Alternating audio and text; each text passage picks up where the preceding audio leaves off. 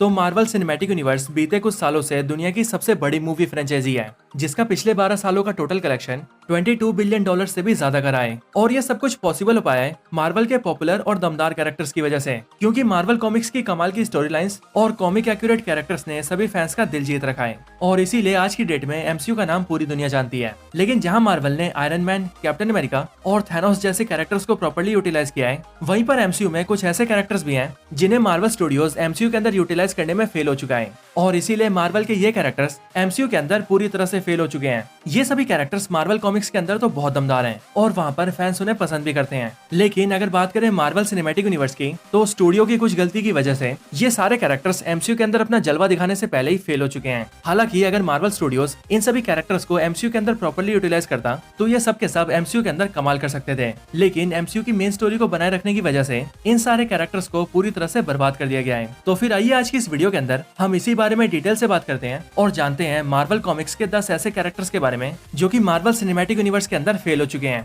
तो ये वीडियो बहुत ही कमाल की होने वाली है, इसीलिए इसे पूरा एंड तक जरूर देखें। और अगर आप में से कोई हमारे चैनल के ऊपर नया आ गया है तो मैं आपसे रिक्वेस्ट करता हूँ कि प्लीज आप हमारे चैनल को सब्सक्राइब कर लीजिए और सब्सक्राइब बटन के बगल के बेल आइकन को भी ऑल पर सेट कर लीजिए, ताकि जब भी हम कोई नई वीडियो अपलोड करें तो आप उस वीडियो को सबसे पहले देख सकें। तो आइए अब हम बिना किसी देरी के आज की इस कमाल की वीडियो को स्टार्ट करते हैं।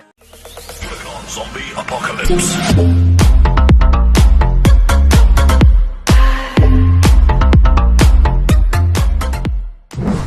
Number 10, Drax the Destroyer. तो अब मार्वल के सिनेमैटिक यूनिवर्स के अकॉर्डिंग ड्रैक्स एक बिल्कुल ही डम कैरेक्टर है, जिसके अंदर बिल्कुल भी दिमाग नहीं है और इसीलिए ये एमसीयू के अंदर फैंस का दिल बहलाने के अलावा और कुछ भी नहीं करता। लेकिन एमसीयू का यही कैरेक्टर यानी कि Drax the Destroyer Marvel comics के अंदर बहुत दमदार है, क्योंकि वहाँ पर ड्रैक्स बहुत ही ज्यादा पावरफुल है और उसका इंटेलिजेंस लेवल भी काफी अच्छा है। और अगर आप सभी को ना पता हो तो मैं आप सबको बता दूं कि मार्वल कॉमिक्स के अंदर थैनोस को जान से मारने वाला भी ये ड्रैक्स ही होता है। और इसीलिए इस कैरेक्टर को मार्वल कॉमिक्स के अंदर थैनोस किलर भी कहा गया है, क्योंकि जब कॉमिक्स के अंदर इसका सामना थैनोस से होता है तब ये थैनोस की बॉडी के अंदर हाथ डाल के उसके दिल को बाहर निकाल लेता है। लेकिन इसी दमदार कैरेक्टर के मार्वल ने एमसीयू में जो मजे लिए हैं वो कहीं से भी जस्टिफाइड नहीं है, क्योंकि ये कैरेक्टर एमसीयू के अंदर किसी से लड़ने लायक भी नहीं है, जबकि वही कॉमिक्स के अंदर ये मार्वल के मोस्ट पावरफुल सुपर हीरोज में से एक माना जाता है और इसका पावर लेवल कॉस्मिक बींग्स के बराबर माना गया है। और इसीलिए आप सब ये कह सकते हैं कि मार्वल स्टूडियोज ने कॉमिक्स के इस दमदार कैरेक्टर को एमसीयू के अंदर पूरी तरह से वेस्ट कर दिया है।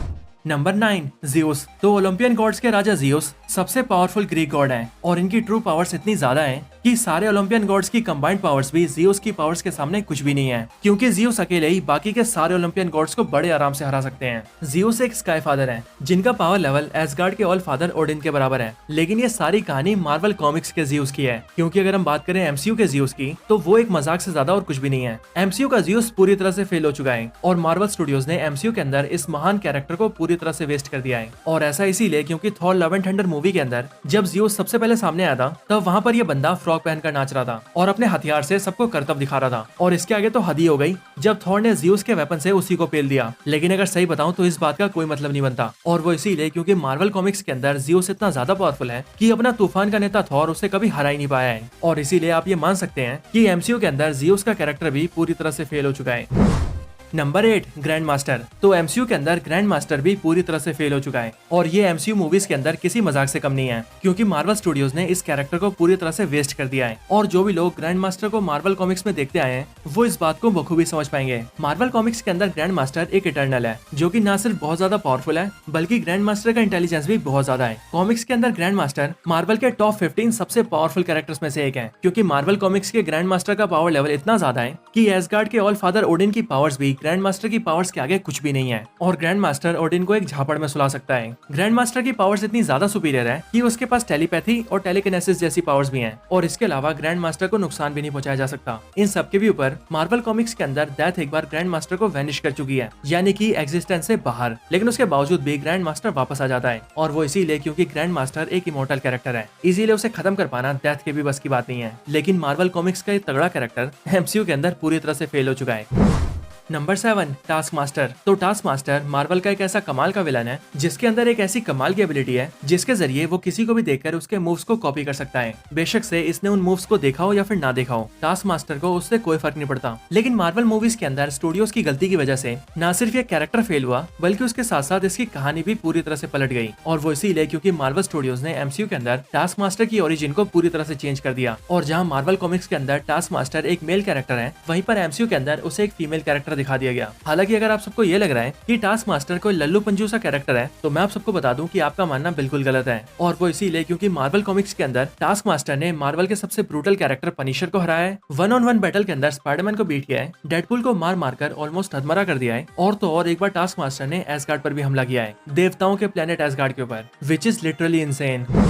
Number 6, quick silver. Quick silver Marvel के सबसे फास्ट कैरेक्टर्स में से एक है, या फिर ये कहना भी ठीक होगा कि क्विक सिल्वर मार्वल का सबसे फास्ट कैरेक्टर है। क्विक सिल्वर कितना फास्ट है ये हमें फॉक्स की एक्समैन मूवीज के अंदर बखूबी दिखाया गया है, जहाँ पर हमने साफ देखा है कि वो कुछ माइक्रो सेकंड्स के अंदर ही गन्स के अंदर से निकलने वाली बुलेट्स की डायरेक्शन तक को चेंज कर सकता है। और यहाँ तक कि मार्वल कॉमिक्स के अंदर क्विक सिल्वर ने अपनी टॉप स्पीड के अंदर रहते हुए रेडियो वेव्स की स्पीड से भी ज्यादा तेज मूव किया है। और अगर आप सभी को ना पता हो तो मैं आपको बता दूं कि रेडियो वेव्स की स्पीड लाइट ऑफ स्पीड के बराबर होती है, विच मीन्स मार्वल कॉमिक्स के अंदर क्विक सिल्वर लाइट की स्पीड से भी तेज मूव कर चुका है। बट मार्वल के इतने फास्ट और कमाल के कैरेक्टर को एवेंजर्स एज ऑफ अल्ट्रॉन के अंदर एक नॉर्मल बुलेट से मार देना कोई सेंस नहीं बनाता, क्योंकि क्विक सिल्वर इतना फास्ट आराम से है कि वो बुलेट्स को डॉज करके अपनी बॉडी को बड़े आराम से बचा सकता है। लेकिन यहीं पर मार्वल स्टूडियोज की वजह से क्विक सिल्वर का कैरेक्टर फेल हो जाता है।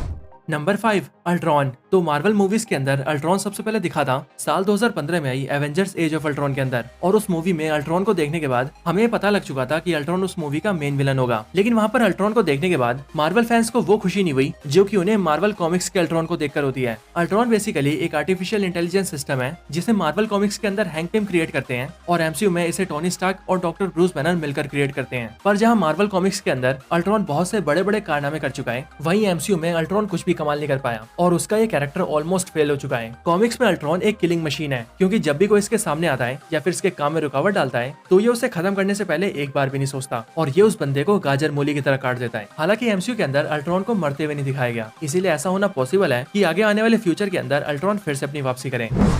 नंबर 4, मोडोक। तो मोडोक मार्वल का एक ऐसा विलन है जिसका इंटेलिजेंस बहुत ही ज्यादा हाई है। मोडोक एक ऐसा इंटेलिजेंट बीइंग है जो कि मार्वल के सबसे स्मार्ट कैरेक्टर्स की लिस्ट में 18वें नंबर पर है और पूरे मार्वल यूनिवर्स का 25th सबसे डेंजरस विलन है। मोडोक के नाम की फुल फॉर्म है mental organism designed only for killing, और जिस बंदे के नाम में किलिंग हो वो आखिरकार कैसे खतरनाक नहीं हो सकता। ये कैरेक्टर कॉमिक्स में बहुत दमदार है, लेकिन एमसीयू के अंदर मार्वल ने इसे पूरी तरह से वेस्ट कर दिया है। और मोडोक एमसीयू में इसीलिए फेल हुआ है क्योंकि वो एमसीयू में किसी खिलौने से कम नहीं है जो कि सिर्फ हंसी मजाक करने के काम आता है। लेकिन मैं आप सबको बता दूं कि मार्वल कॉमिक्स के अंदर ऐसा कुछ भी नहीं है, बल्कि वहाँ पर तो मोडोक बहुत ही ज्यादा डेंजरस है, और कॉमिक्स के अंदर इसका पंगा भी हमेशा टॉप क्लास के कैरेक्टर से रहता है, जैसे कि नेमोर, कैप्टन अमेरिका, थॉर और हल्क।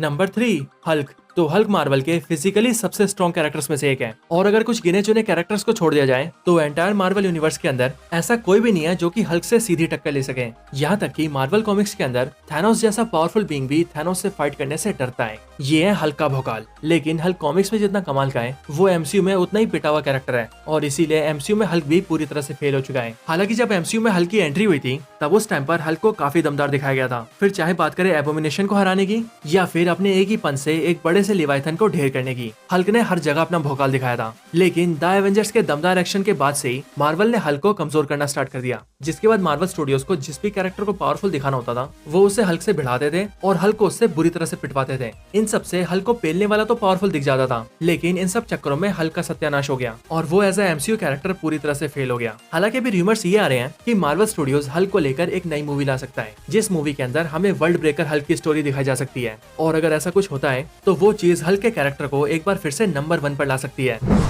Number 2, Odin. तो एसगार्ड के ऑल फादर ओडिन सिर्फ एसगार्ड के ही नहीं बल्कि पूरे मार्वल यूनिवर्स के सबसे पावरफुल कैरेक्टर्स में से एक है। एमसीयू ने ओडिन को सिर्फ एक साइड कैरेक्टर बनाकर छोड़ दिया है और कभी भी हम फैंस को ओडिन की ट्रू पावर्स नहीं दिखाई। लेकिन अगर मैं बात करूं मार्वल कॉमिक्स की, तो कॉमिक्स के अंदर Odin God of thunder Thor को कई बार हरा चुके हैं, स्काई फादर जियोस को बराबरी की टक्कर दे चुके हैं, गैलेक्टस से फाइट करके उसका सर फोड़ चुके हैं, और तो और एक बार डॉक्टर डूम को भी हरा चुके हैं। यहाँ तक कि मार्वल कॉमिक्स के अंदर ओडिन की ट्रू पावर्स इतनी ज्यादा है कि वो एक एंटायर यूनिवर्स को क्रिएट और इवन डिस्ट्रॉय भी कर सकते हैं। But this character is also failed in MCU.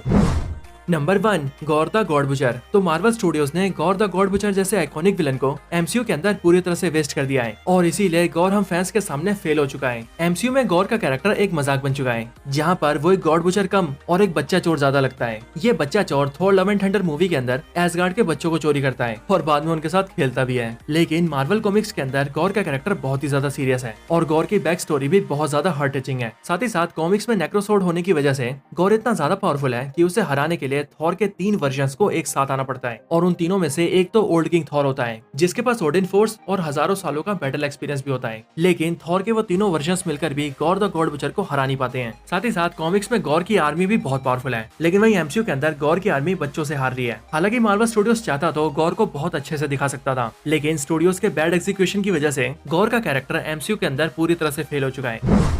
तो दोस्तों यही थी वीडियो मार्वल के ऐसे 10 कैरेक्टर्स के ऊपर जो कि मार्वल सिनेमैटिक यूनिवर्स के अंदर पूरी तरह से फेल हो चुके हैं। वैसे आप सभी को हमारे बताए हुए कैरेक्टर्स और ये वीडियो कैसी लगी ये हमें कमेंट्स में जरूर बताएं, और अगर आप सभी का कोई और रिकमेंडेशन हो तो आप वो भी मुझे कमेंट्स में बता सकते हैं। बाकी वीडियो पसंद आई हो तो इसे लाइक करें, चैनल को सब्सक्राइब नहीं किया तो भी कभी सब्सक्राइब करें, वीडियो को शेयर करना चाहते हैं तो इसे अपने फ्रेंड्स के साथ शेयर भी जरूर करें, और आप सभी इसी तरह से हंसते और मुस्कुराते रहें। बाकी मैं आप सबसे मिलता हूँ ऐसी किसी और बेहतरीन वीडियो में, तब तक के लिए गुड बाय।